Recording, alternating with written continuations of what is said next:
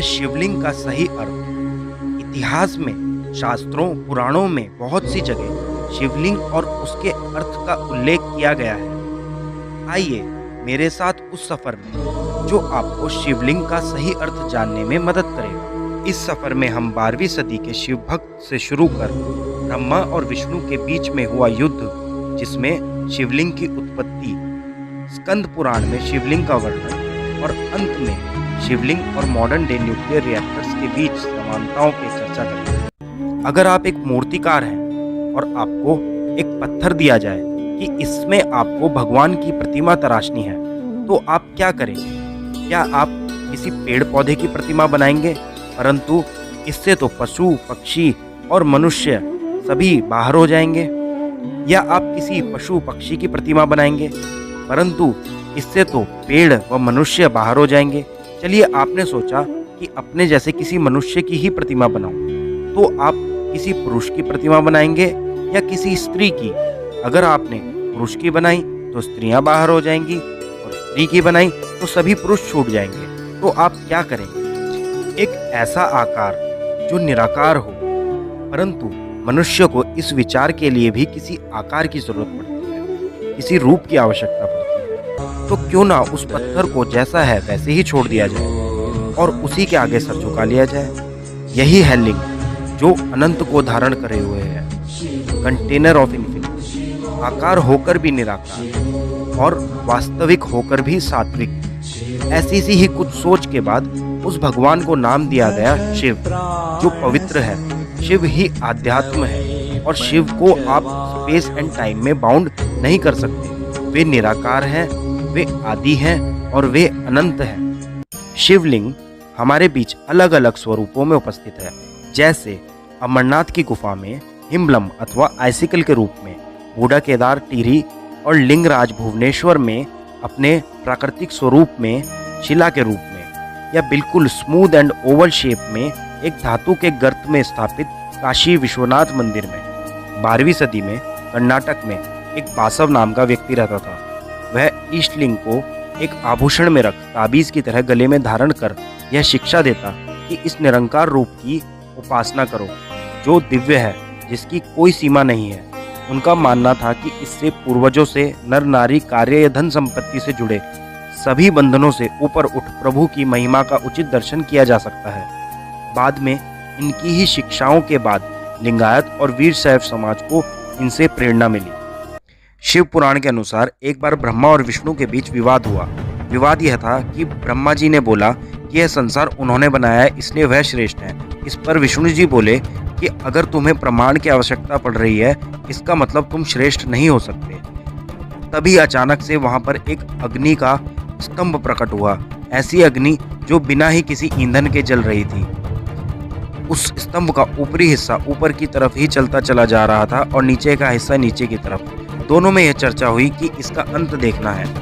इस पर ब्रह्मा जी ऊपर की तरफ गए और विष्णु जी नीचे की तरफ। कई वर्षों तक चलते चले जाने के बाद विष्णु जी वापस आ गए और उसके बाद ब्रह्मा जी भी वापस आ गए। विष्णु जी ने मान लिया कि उन्हें अंत नहीं मिला, क्योंकि वह अनंत था, परंतु ब्रह्मा जी ने असत्य बोला। उन्होंने कहा कि मैंने इसका अंत देखा है, मैं इसके ऊपरी हिस्से तक पहुंच गया था और मुझे यह अंत देखते हुए ऊपर केतकी के फूल भी मिले। तभी अचानक से वह स्तंभ खत्म हुआ और वहां पर एक भगवान प्रकट हुए, और वह भगवान बड़े क्रोधित थे। वह क्रोध में बोले, असत्यवादी, तुम सभी से श्रेष्ठ बनने के लिए असत्य बोलते हो। भगवान ने अपना त्रिशूल निकाला और ब्रह्मा जी का 5वां सर काट दिया। वह 5वां सर अहंकार का था। ब्रह्मा जी को यह श्राप दिया कि तुम्हारी कभी पूजा नहीं होगी और केतकी के फूलों का कभी भी पूजा में उपयोग नहीं होगा। और फिर भगवान ने विष्णु जी की तरफ देखते हुए बोला कि तुमने सत्य बोला है, तुम में सीमाओं को समझने की शक्ति है। तब उन्होंने बताया कि अगर निराकार को भी आकार दिया जा सकता है, तो वह मैं हूँ, मैं ही परम ब्रह्म हूँ, मैं शिव हूँ। और तब से ही शिला स्तंभ अथवा लिंग की पूजा की जाती है, और यह प्रभु के उसी जलते हुए स्तंभ की स्मृति है। जो इसको पत्थर समझते हैं, वह ब्रह्मा की तरह अहंकारवश न कल्पना न आध्यात्म के कारण इसको समझ नहीं पाते। और जो लिंग को प्रभु की असीम शक्ति और उनके निराकार रूप में देखते हैं, उनके आदि अनंत रूप में देखते हैं, वह विष्णु की तरह है। भाषा की दृष्टि से देखें तो संस्कृत में लिंग का अर्थ होता है प्रतीक। जैसे पुल्लिंग का अर्थ हुआ पुरुष होने का प्रतीक और स्त्रीलिंग का अर्थ हुआ स्त्री का प्रतीक, वैसे ही शिवलिंग का अर्थ हुआ शिव का प्रतीक। कालांतर में हिंदी में लिंग का अर्थ पुरुष के जनन अंग से भी जोड़ा गया है, परंतु हम आपको स्पष्ट कर देना चाहते हैं कि शिवलिंग का लिटरल मीनिंग संस्कृत के अनुसार शिव का प्रतीक ही है। स्कंद पुराण के अनुसार आकाश स्वयं लिंग है, वातावरण सहित घूमती धरती और सारे ब्रह्मांड की धुरी अथवा एक्सिस ही शिवलिंग है।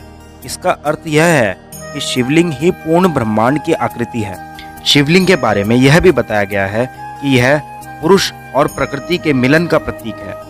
यहाँ आपको समझना होगा, यहाँ पुरुष का अर्थ है मैटर अथवा पदार्थ और प्रकृति का अर्थ है शक्ति या एनर्जी। आपको इसके मेटाफिजिकल फॉर्म को समझना होगा।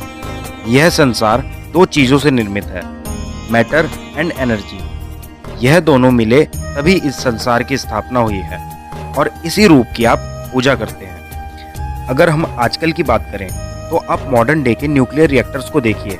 इनका बाहरी रूप बिल्कुल शिवलिंग की तरह है और इसके अलावा और भी बहुत सी समानताएं हैं। जैसे न्यूक्लियर रिएक्टर्स को ठंडा करने के लिए हमेशा पानी की आवश्यकता होती है और यह पानी जो प्रयोग में लाया जाता है न्यूक्लियर रिएक्टर्स को ठंडा करने के लिए, वह रेडियो एक्टिव हो जाता है, तो उसको आप उपयोग नहीं कर सकते। इसी तरह शिवलिंग के ऊपर भी हमेशा पानी टपकता रहता है और इसके अभिषेक की मान्यता को तो आप सभी जानते हैं।